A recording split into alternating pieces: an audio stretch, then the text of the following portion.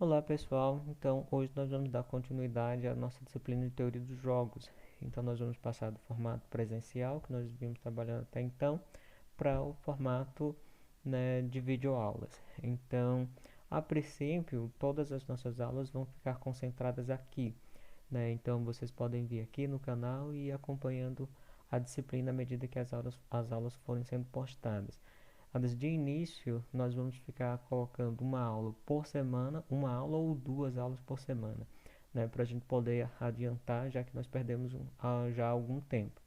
Então, vai ficar mais ou menos uma ou duas aulas a cada semana, até que nós chegamos a uma normalização, né? Dependendo do contexto, nós podemos colocar, no caso, até mais, né, de duas aulas por semana. Mas aí vocês ficam acompanhando à medida que os vídeos forem sendo postados. Então, nós vamos continuar dando continuidade a aquela parte sobre assuntos mais introdutórios relacionados à teoria dos jogos, até depois ir evoluindo gradativamente, né, nessa questão, na questão da teoria dos jogos. Então, para esse formato, né, de videoaulas, né, eu escolhi o livro do Pindic e também vou dar a aula com base nos slides dele, né, para facilitar vocês encontrarem os materiais, já que os outros já estão mais restritos, como vocês não estão tendo acesso à biblioteca, isso pode acabar dificultando. Então, o Pindic é mais fácil de encontrar na internet e os slides também, então fica mais fácil essa questão da né, da divulgação, né, e também encontrar os materiais que vão ser usados na disciplina. Então, vamos lá. Aqui no livro do Pindic, o capítulo de teoria dos jogos é o capítulo 13 e ele tem o seguinte título: Teoria dos jogos, estratégia competitiva. E como eu disse, nós vamos revisar esses assuntos básicos, esses conceitos mais básicos em relação à disciplina de teoria dos jogos. Então, vamos lá.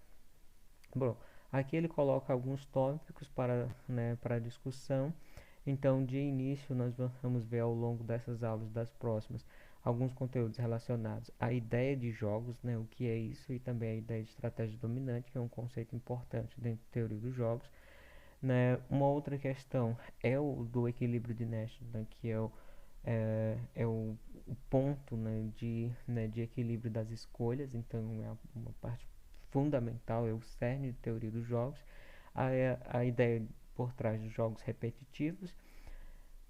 Uma outra questão, um outro tópico que nós vamos abordar são os chamados jogos sequenciais, que é uma forma especial de jogos, né, tem uma estrutura diferente, e depois alguns outros tópicos mais avançados, né, relacionados à ameaça, compromisso, também a credibilidade, o desencorajamento à entrada, que é um conceito bem importante, uma ideia bem importante para os estudos, né, de mercados, as estratégias de negociação e também alguns pontos relacionados aos leilões.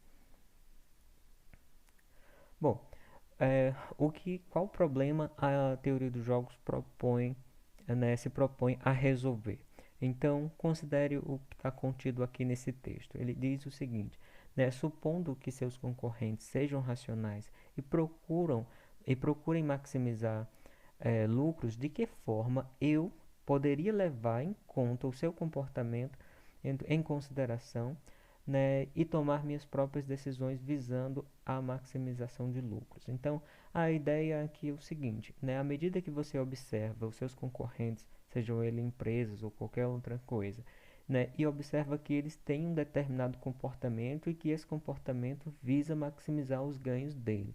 Você pode fazer alguma coisa em termos do seu próprio comportamento, levando em consideração o comportamento dos seus concorrentes para tentar maximizar os seus ganhos. Então é esse problema que a teoria dos jogos se propõe a resolver. Então é baseado em situações como essa, né, que nós vamos utilizar a teoria dos jogos. É para resolver situações como essa que nós utilizaremos a teoria dos jogos. Então, vamos lá. Né? Para isso, a primeira coisa que nós precisamos ter em mente é a ideia de jogos, né? O que seria, no caso, os jogos. Os jogos eles se dividem aqui, né, em duas categorias, os chamados jogos cooperativos e não cooperativos. No caso do jogo cooperativo, né, os jogadores eles negociam contratos, né, e eles são obrigados que eles são obrigados a cumprir e que lhes permite, né, planejar, né, estratégias conjuntas. Então ele dá um exemplo aqui para melhorar o entendimento desse ponto. Ele diz que um exemplo de jogos cooperativos seriam negociações entre um comprador e um vendedor em torno de um preço de um bem, por exemplo. Então, quando um comprador e um vendedor eles negociam entre si para para ver se eles encontram um preço que seja de comum acordo, eles estão ali promovendo um jogo cooperativo. Então, nesse caso, quando eles encontrarem esse preço que seja interessante para os dois, eles acabam executando aquele contrato. No caso, um contrato de venda, né, e um contrato de compra. Então, uma outra questão é que é possível, né, negociar os contratos, né, que os jogadores são obrigados a cumprir dentro da lógica dos jogos cooperativos. Bom, nesse caso, o que seriam os jogos não cooperativos? Nesse caso, não é possível negociar, né, e implementar contratos que os jogadores sejam obrigados a cumprir. E aí ele dá aqui um exemplo. Duas empresas, elas concorrem, né, entre si, mas elas tomam suas decisões, por exemplo, de preço e propaganda, independentemente uma da outra, né, levando em consideração o provável comportamento da rival. Ou seja, não há uma negociação direta entre essas empresas. Elas somente levam em consideração o comportamento que o possível comportamento que a rival dela vai ter. Mas não há uma negociação, elas não conseguem negociar entre si. No caso, esses jogos não cooperativos, eles seriam jogos bem interessantes para o nosso propósito, né? Porque nesse caso, você simplesmente observaria o comportamento dos seus concorrentes e a partir disso você tomaria uma determinada decisão, o que é bem próximo, bem próprio da estratégia, né, de teoria dos jogos, o que é bem a ideia de teoria dos jogos.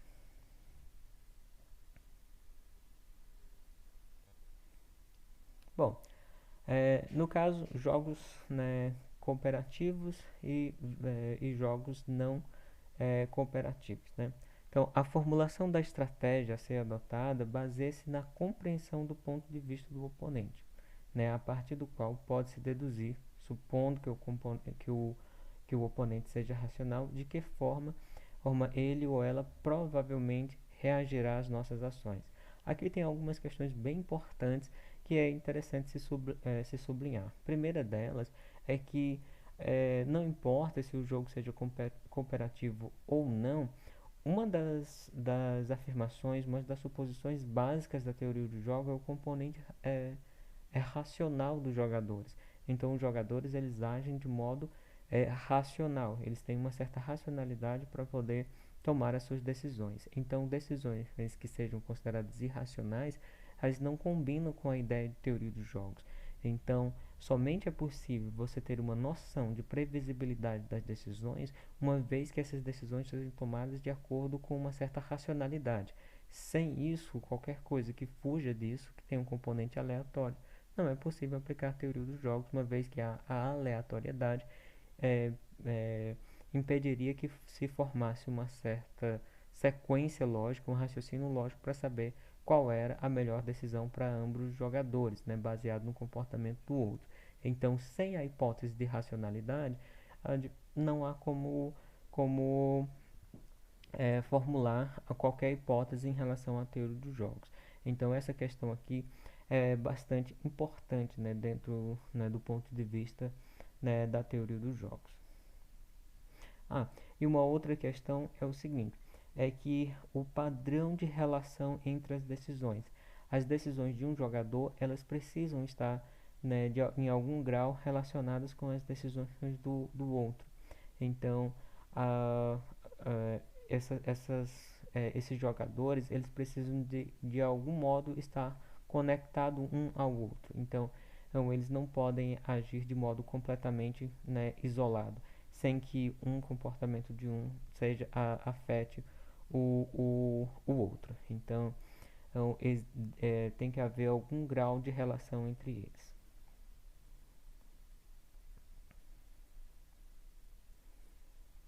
Aí aqui ele coloca, né, alguns exemplos E esse exemplo é um exemplo bem interessante que tem no livro do Pindick, né, que é a compra de uma nota de $1. Então, ele coloca uma situação em que uma moeda de $1 é leiloada em um leilão. E aí, nesse caso, os jogadores eles têm que dar um lance por essa moeda. O que é interessante é que o ofertante, né, a pessoa que dá o maior lance, ela recebe, né, a moeda, ela paga o lance que ela, que ela ofertou e recebe a moeda. Mas uma coisa interessante é que o segundo maior lance, ele também tem que pagar pelo valor do lance dele, mas obviamente ele não vai receber nada. Então a ideia é saber, né, qual seria é, o, né, o lance, como seria a dinâmica desse jogo. E aqui é o seguinte, bom, né, muito provavelmente o, os jogadores eles vão dar um lance maior do que o valor da moeda. Isso porque, né, eles no início vão estar interessados em ganhar a moeda. Então, por exemplo, se eu der um lance de 10 centavos pela moeda de $1, eu ainda ganho 90 centavos. Isso vale a pena para mim. E aí, se eu tenho um concorrente, ele vai dar um lance de 20, porque para ele ainda vai ser interessante. Ele vai dar um lance de 20, vai ganhar 80 centavos e ele ainda vai me impor um prejuízo de 10 centavos. E aí esses lances vão se repetindo entre esses dois concorrentes até chegar ao lance de 90 centavos, né? Até um deles chegar ao lance de 90 centavos. Daí vai ocorrer o seguinte: se eu der um lance, por exemplo, de. Eu já dei o lance de 90 centavos e vamos supor que o meu concorrente deu um lance de R$ 1. Então ele vai pagar R$ 1 para receber uma moeda de R$ 1, ou seja, ele não vai ganhar nem vai perder.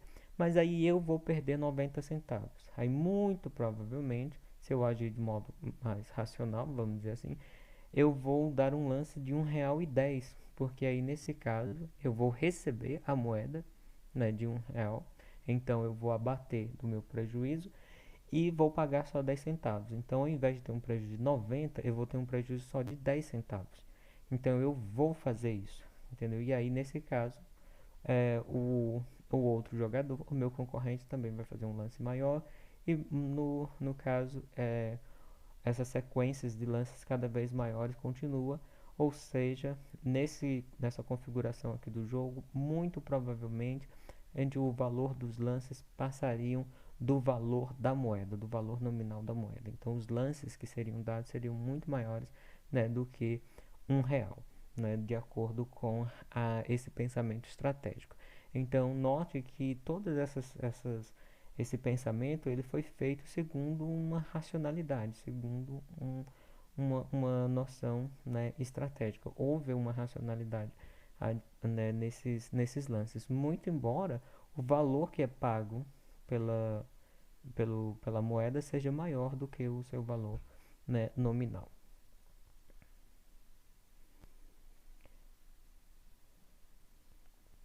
Essa parte é um quadro, né, um assunto paralelo do livro, nós vamos pular. Bom, agora sim nós chegamos a uma parte, né, que já é próxima aos conceitos que nós devemos revisar. Então, desses primeiros conceitos, um dos mais importantes é a noção de estratégia dominante. O que seria então uma estratégia dominante? Ela seria uma estratégia ótima para um jogador, né, que ocorre independentemente do seu oponente.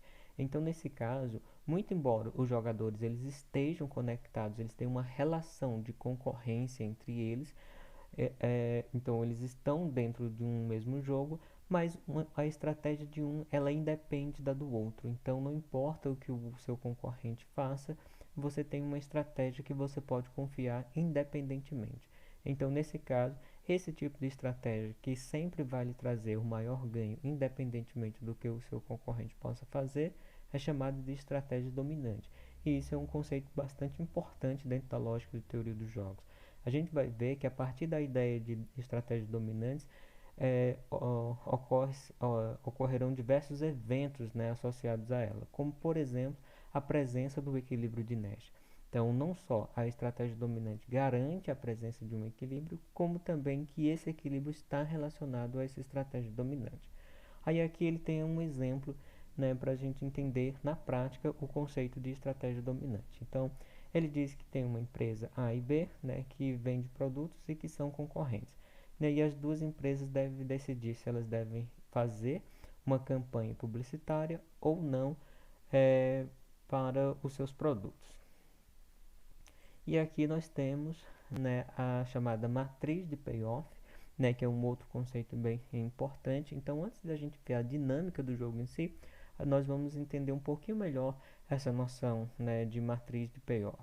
Então, no caso, o que seriam os payoffs? Eles são os ganhos, né, que estão associados a cada estratégia. Então, um exemplo aqui, se a empresa B ela fizesse a propaganda e a empresa A também fizesse propaganda, o ganho, ou seja, o payoff da empresa A seria de 10 e no caso da empresa B seria de 5. E esse conjunto, né, de resultados aqui, então esse painel que demonstra todos os resultados possíveis para esse jogo, é a matriz de payoff, enquanto o payoff é o ganho associado a cada estratégia. Bom, explicado isso, vamos então à dinâmica do jogo em si.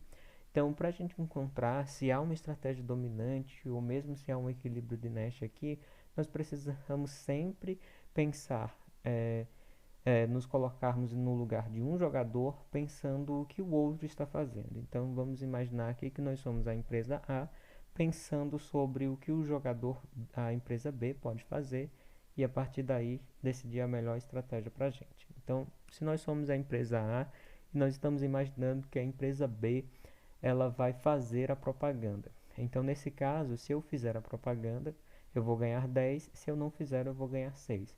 Então, nesse caso, a melhor estratégia para mim, supondo que a empresa faça propaganda, é fazer propaganda também. Então, no caso, eu vou ganhar 10, o que é melhor do que ganhar 6. Então, no caso, se a empresa B fizer propaganda, a empresa A também deve fazer. No caso da empresa B não fazer a propaganda, se a empresa A fizer, ela vai ganhar 15. Se ela não fizer, ela vai ganhar 10. Olha, nesse caso, mesmo a empresa B não fazendo propaganda, ainda é melhor para a empresa A fazer propaganda. Isso significa dizer que a empresa A não mudou de estratégia de acordo com a mudança de comportamento da empresa B. Ou seja, em outras palavras, não importa o que a empresa B faça, a empresa A sempre estará em uma melhor condição se ela fizer propaganda. Isso significa que fazer propaganda é uma estratégia dominante para a empresa A.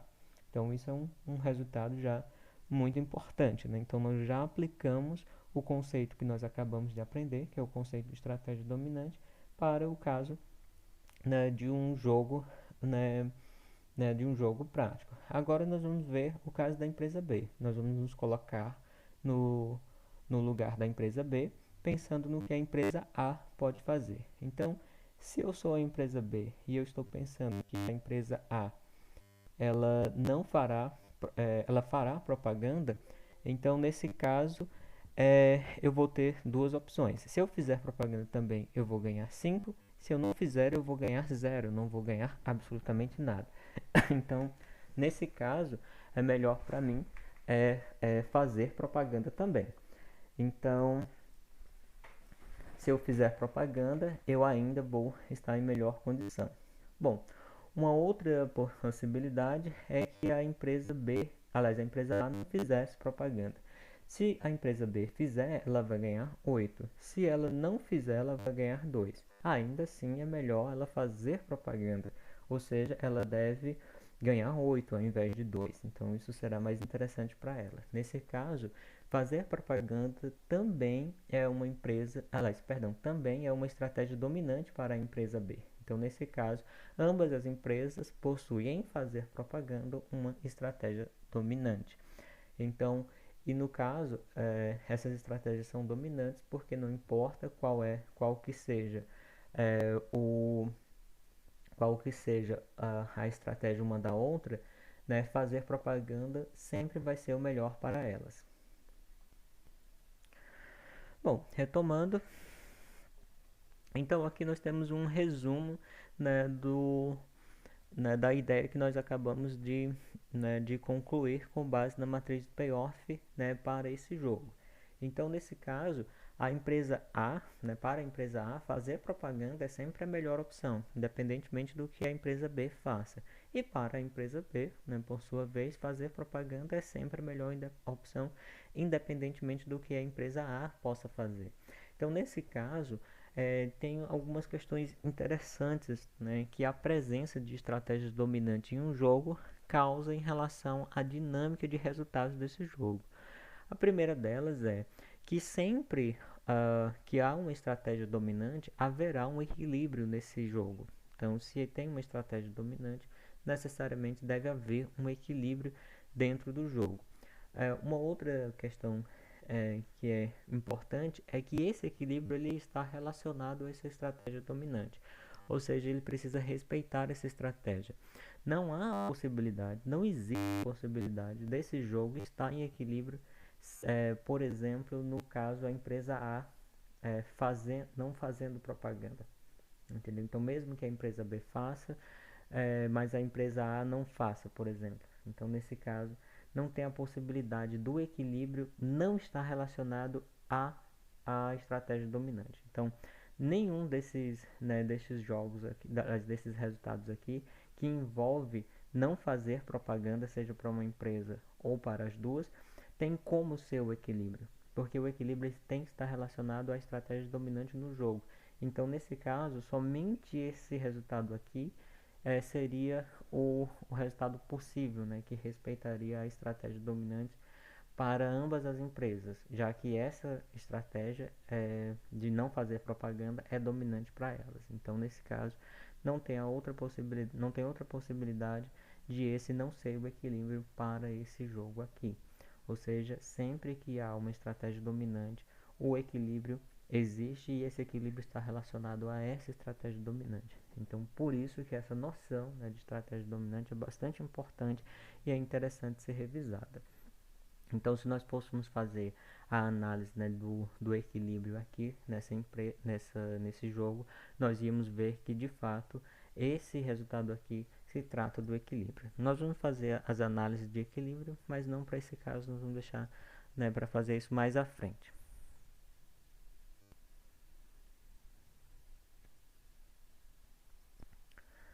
Bom, aqui, né, ele só estabelece então qual é a noção de equilíbrio. Então, nesse caso, né, um equilíbrio em estratégias dominantes. Então, esse jogo ele tem um equilíbrio e esse equilíbrio ocorre através da interação de estratégias dominantes. Ou seja, no caso, é esse resultado aqui.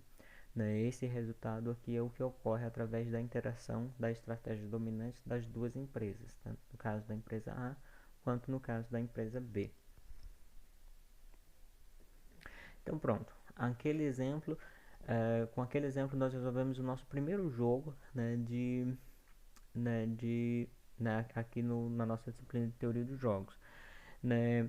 E nós vimos que aquele jogo ele está relacionado a um equilíbrio em estratégia dominante. O que ocorre é que nem sempre isso acontece. Então, as estratégias dominantes nem sempre estão presentes nos jogos. Então, nem todos os jogos serão como aquele.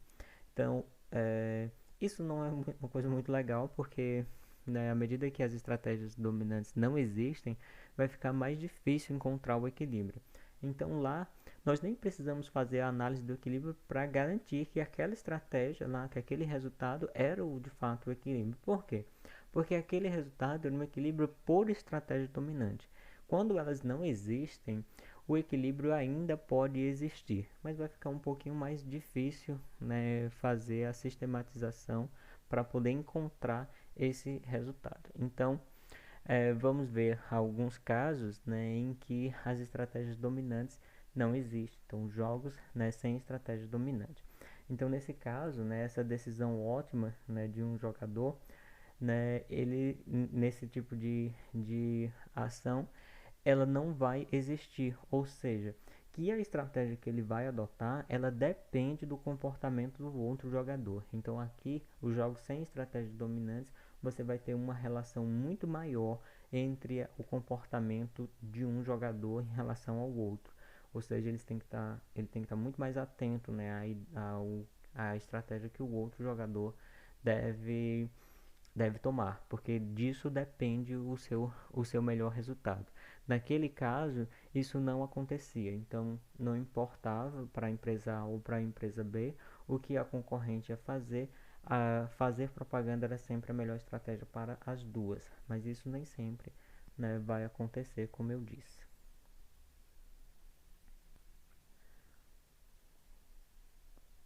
Bom, aqui nós temos o mesmo jogo, né, a mesma ideia, duas empresas que elas competem entre si e elas devem fazer uma decisão, tomar uma decisão de marketing, ou seja, se elas devem fazer uma propaganda ou não fazer uma propaganda em relação aos seus produtos, né? Isso e essa decisão ela está condicionada à, à decisão da concorrente. Então aqui nós temos um cenário perfeito para a ideia de teoria dos jogos. Bom, e aqui, como eu disse, nós temos o mesmo jogo com algumas modificações. Nós vamos repetir a análise para saber se aquele mesmo resultado prevalece ou se tem ou se essas modificações elas causam uma mudança no resultado. Então, a lógica é a mesma. Nós temos que nos colocar no lugar da empresa A, pensando no que a empresa B pode fazer e depois o contrário. Então, vamos aqui imaginarmos que nós somos a empresa A.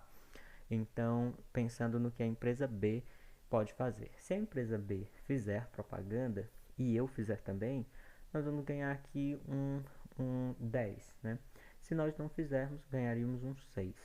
Então, nesse caso, é melhor fazer propaganda, né? Dado que a empresa B faça propaganda, é melhor fazer também. Até aqui, nenhuma mudança. No caso da empresa B, se ela não fizer propaganda, o que seria melhor para a empresa A? Se a empresa A fizer, ela vai ganhar 15. Só que se ela não fizer, ela vai ganhar 20. Então, nesse caso, é melhor ela não fazer. Isso significa dizer que o comportamento da empresa A mudou à medida que a empresa B mudou seu comportamento. Quando a empresa B não resolve fazer propaganda, é melhor para a empresa A fazer também. Mas quando a empresa B não faz propaganda, é melhor para a empresa A também não fazer. Ou seja, nesse caso, essa a estratégia da empresa A, ela depende da estratégia que a empresa B vai assumir. Então, nesse caso, nesse jogo modificado, uma, um, não ocorre estratégia dominante para a empresa A. Vamos aqui repetir a análise para ver se tem uma estratégia dominante para a empresa B. Então, no caso aqui, né, vamos imaginar que agora nós somos a empresa B e estamos decidindo, estamos pensando no que a empresa A pode fazer. Então, se a empresa A fizer propaganda, a empresa B pode decidir em fazer e não fazer. Se ela não fizer, ela vai ganhar 0. Se ela fizer, ela vai ganhar 5. Então, nesse caso, é melhor ela fazer e ganhar os 5. Bom, no caso da empresa A não fazer propaganda, a empresa B, se não fizer propaganda, vai ganhar 2.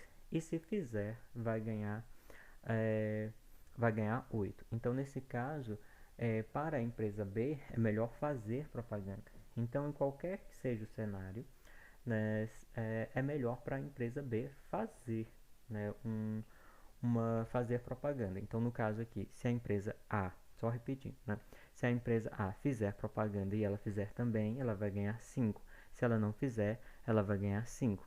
Se a empresa A não fizer propaganda e ela fizer, a empresa B fizer, ela vai ganhar 8. Se a empresa A não faz propaganda e ela não faz, ela vai ganhar 2. Então, nesse caso, a empresa B ela continua tendo como estratégia dominante não é fazer propaganda, mas nós vemos aqui que no caso isso já não é mais uma estratégia dominante para a empresa A. Então o que muda aqui é a dinâmica de interações, né, de decisões da empresa A.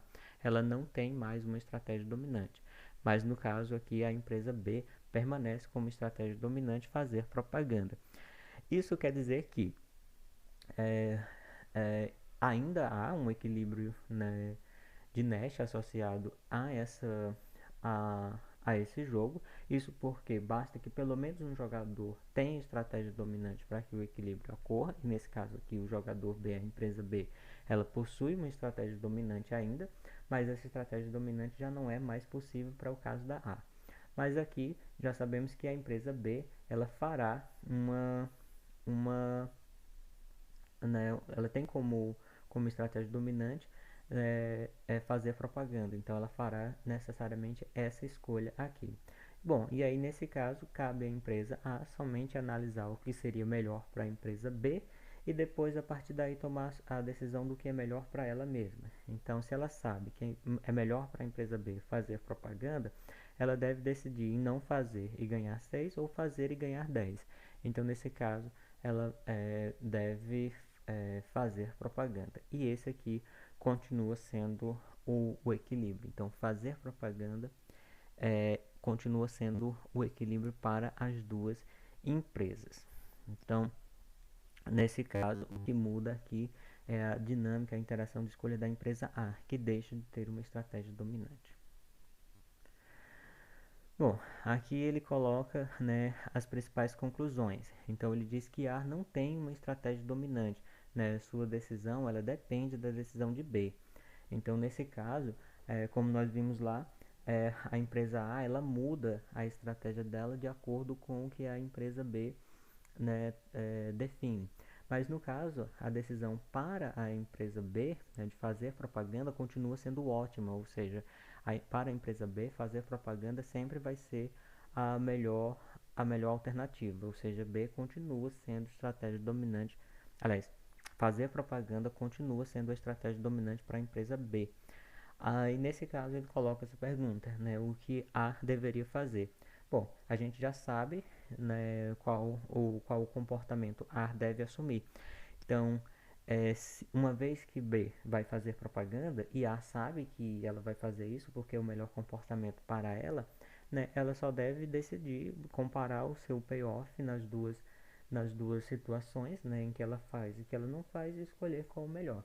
Então, nesse caso, se ela não fizer, ela ganha 8. Uma vez que ela faça, ela ganha 10. Então, nesse caso, é melhor ela fazer propaganda. Então, esse seria aqui o resultado possível, né? O equilíbrio possível. Mas, assim, a questão é, será que isso é um equilíbrio mesmo? Aí agora nós vamos fazer uma análise um pouquinho diferente desse jogo para saber se de fato este é o equilíbrio. Porque o equilíbrio, a gente vai estudar mais na frente a noção de equilíbrio, mas só antecipando, o equilíbrio ele ocorre quando o jogador, mesmo conhecendo a estratégia do outro, não está disposto a mudar sua estratégia. Então, eu vou estar em equilíbrio quando eu já sei o que o outro jogador fez, mas eu não quero rever a minha decisão, eu não quero mudar a minha decisão. Então, eu fiz o melhor que eu podia fazer de acordo com o que ele fez. E mesmo eu sabendo qual é o que foi que de fato ele fez, eu não quero mudar porque eu já sei que aquilo era o melhor para mim, então era o melhor a ser feito. Então isso é a noção de equilíbrio. Nós não vamos nos adentrar muito nessa noção porque nós vamos ver em mais detalhes mais à frente, mas por hora, né, vamos ficar com essa ideia de que a noção de equilíbrio é quando você faz o melhor que você pode em função daquilo que o seu concorrente faz. Então, ou seja, quando você descobre o que ele faz, você não está disposto a alterar a sua estratégia porque você fez o seu melhor. Então vamos aplicar essa ideia aqui no jogo e saber se de fato esse equilíbrio aqui, né, esse resultado fazer propaganda é a melhor estratégia para as duas empresas. Então agora nós vamos pensar, né, na empresa A, sabendo que a empresa B ela, é, ela ela tomou como decisão fazer propaganda. Então, uma vez que eu sei que a empresa B ela fez propaganda, ou seja, ela fez uma campanha publicitária e eu também fiz, eu estou ganhando 10. Aí a pergunta é: eu estou disposto a mudar essa estratégia a partir do momento em que eu sei que a empresa B também fez essa estratégia? Se eu mudar a minha estratégia, eu vou passar a não fazer propaganda, né? E passaria a ganhar 6. E nesse caso isso não é interessante para mim. É melhor continuar com a estratégia que eu já havia adotado antes, que era fazer propaganda. Então nesse caso a empresa A ela fez o seu melhor. Então, mesmo quando ela descobriu que a empresa B fez propaganda, ela não está disposta a alterar seu resultado, porque ela já tinha feito o seu melhor. Então, se ela mudar, ela vai ganhar 6 e isso não seria racional para ela. Então, nesse caso, pelo menos do ponto de vista da empresa A, ela está em equilíbrio. Mas vamos ver aqui no caso da empresa B. Uma vez que a empresa A fez propaganda, se a empresa B mudasse e não fizesse propaganda, ela ia ganhar aqui 0. Então ela está ganhando 5 fazendo propaganda, que era o resultado. Se ela mudar a estratégia dela, uma vez que ela sabe que a empresa A fez propaganda e ela decide não fazer, ela vai vir para esse resultado aqui, 0. Então nesse caso, também não vale a pena para ela. É melhor ela continuar ganhando 5 fazendo a propaganda dela. Então nesse caso, isso se configura como um equilíbrio, ou seja, nenhuma empresa está disposta a mudar a a percepção dela, né, a decisão dela quando ela descobre o que a outra empresa fez, ou seja, ambas as empresas fizeram o seu melhor. Isso é um equilíbrio. Bom, nós vamos analisar aqui só um jogo. Eu não quero que o tempo da aula fique muito longo, né, para não ficar cansativo. Então nós só vamos ver um outro exemplo para mostrar que esse raciocínio não se aplica os outros cenários possíveis. Então vamos analisar esse cenário aqui, né? Então, que ambas as empresas não fazem propaganda. Isso é um equilíbrio? Então, a ideia é saber se sim. Então, vamos imaginar que nós somos a empresa A, sabendo que a empresa B não fez propaganda. A gente descobriu que eles não fizeram propaganda. Bom, se e nós também, aqui a empresa A também não fez propaganda. Então, nesse caso, elas descobriram qual foi a jogada uma da outra e descobriram que ambas não fizeram propaganda. Então vamos lá.